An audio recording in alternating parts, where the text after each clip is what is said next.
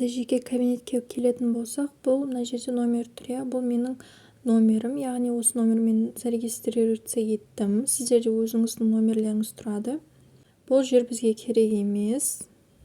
Мынау кошелек сияқты жер, бұл жерде оплата өтпеген товарлар тұрады. Яғни сіздің Каспи картаңыздан Пиндодо ақша алмай қалса, немесе ақшаңыз жетпей қалса, осы жерде тұрады. 24 сағаттың ішінде ол товар өшіп қалады. Егер төлемесеңіз, бұған уайымдаудың қажеті жоқ. Бұл жерде тұр деп уайымдаудың қажеті жоқ. Өйткені сіздің Каспиіңізден, сіздің картаңыздан ол ақшаны алған жоқ.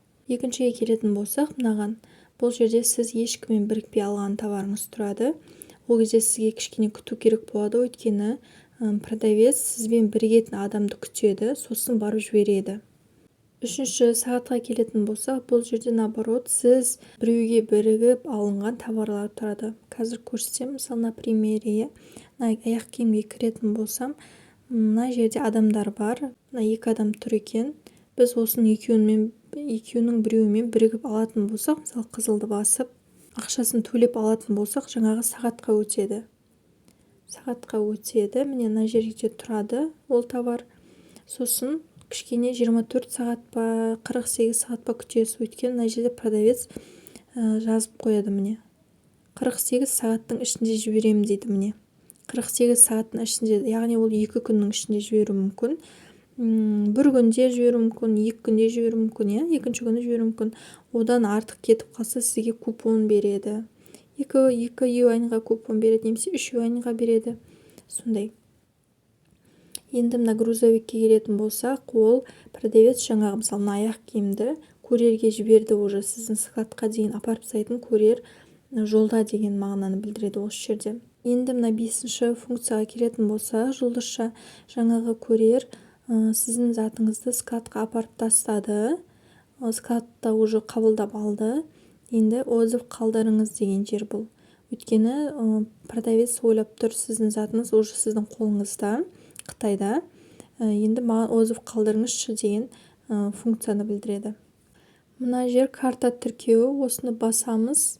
Сосын осы 3-ші сөзді басып, новый карта тіркеуімізге болады. Мынау мені кеше тіркеген картам, яғни Каспи картам.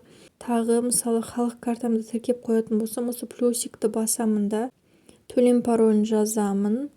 Сосын барып карта тіркей берсем болады. Міне ең соңына түсемін. Мына жерде уже виза картаңызды, мастеркард картаңызды тіркей бересіз мына жерге. Енді мынаған келетін болсақ, қызыл купон сияқты кіреміз.